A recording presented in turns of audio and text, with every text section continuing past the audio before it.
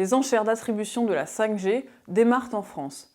La 5G n'est pas encore mise en place, mais elle provoque de nombreux débats.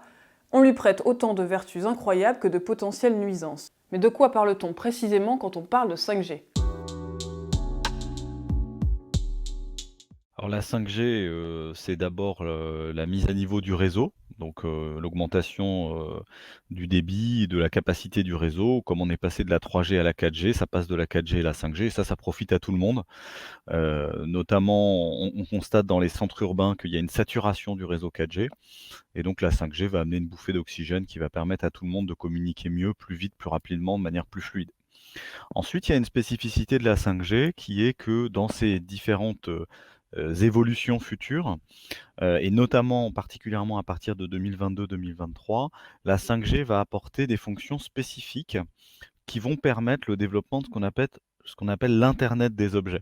Concrètement, comment la 5G rend-elle cela possible ? La 5G, c'est un standard, une norme à laquelle sont soumis tous les appareils qui sont connectés au réseau de téléphonie mobile. Bien sûr, la 5G, c'est d'abord la continuation de la 3G puis de la 4G. Mais ce qu'il faut comprendre, c'est que lorsqu'on parle de 5G, on parle de longueur d'onde et de quantité de fréquences. La mise en œuvre de la 5G, cela signifie en réalité l'ouverture de plusieurs fréquences aux opérateurs.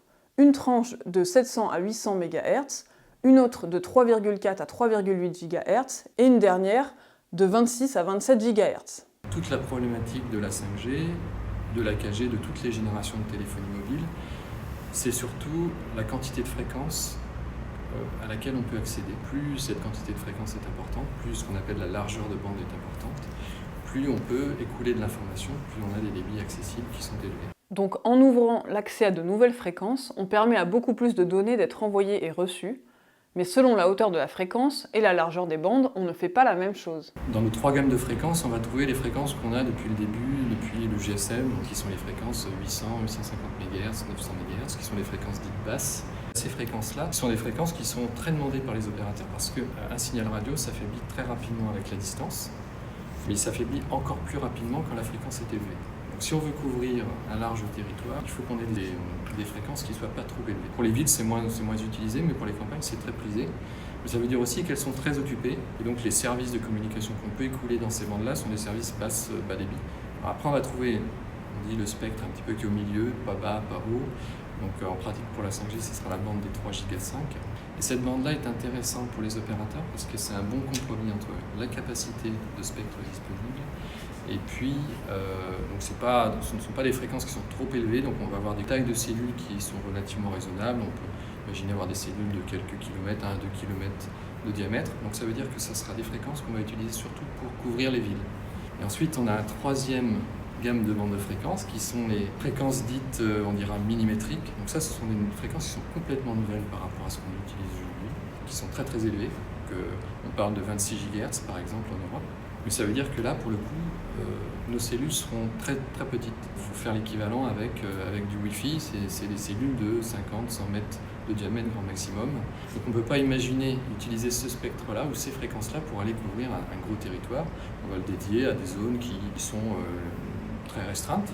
Par contre, ces fréquences ne sont pas du tout utilisées ou presque pas utilisées. Donc ça veut dire beaucoup de capacité. On peut imaginer des services de plusieurs gigabits par seconde. Cependant, il faut encore penser que cette capacité-là, elle va être répartie entre tous les usagers qui seront présents au même endroit. La 5G est donc attendue pour fluidifier le débit d'endroits ultra fréquentés et au sein du secteur industriel. Mais la première bande de fréquence qui va être attribuée est celle des 3,5 GHz. Est-ce que moi, en tant qu'utilisatrice lambda, je verrai une différence? Je pense qu'il va y avoir quand même un effet waouh, puisque on parle de multiplier les débits par 5 ou par 10. C'est la même chose que le passage de la 3G à la 4G. C'est pas une révolution en soi, mais ça a été un confort d'usage qui a été quand même sans commune mesure. On peut aussi imaginer que, grâce à une des composantes de la 5G qui est ce qu'on appelle la latence faible, c'est-à-dire le temps d'aller-retour entre les équipements qui se connectent au réseau et le réseau. Aujourd'hui, ces latences, si vous faites des jeux en ligne, vous pouvez sentir un petit différentiel entre le moment où vous appuyez sur la gâchette et le moment où vous tuez le zombie. Et ça va se réduire avec la 5G. Ça vous fait envie? Le problème, c'est qu'en France, il y a encore beaucoup d'endroits où il n'y a pas de 4G et où l'accès au réseau téléphonique est encore très mauvais. Et ça, la 5G ne va pas le résoudre. un des enjeux de la 5G, c'est, est-ce qu'il va y avoir quelque part, une fracture territoriale entre une 5G, uniquement pour les villes et puis, la partie rurale qui serait abandonnée.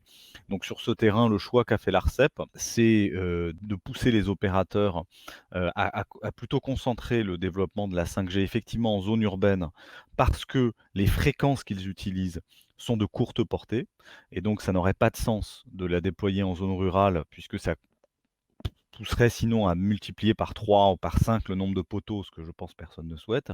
Mais en revanche, nous n'abandonnons pas le reste du territoire puisque nous obligeons les opérateurs à monter la capacité d'une 4G à une 4G+, qui va apporter une capacité 4 fois supplémentaire. En attendant, les enchères pour l'attribution des fréquences de 3,5 GHz ont démarré fin septembre. Mais pour savoir ce que cela change ou pas, il faudra attendre au moins la fin de l'année 2020.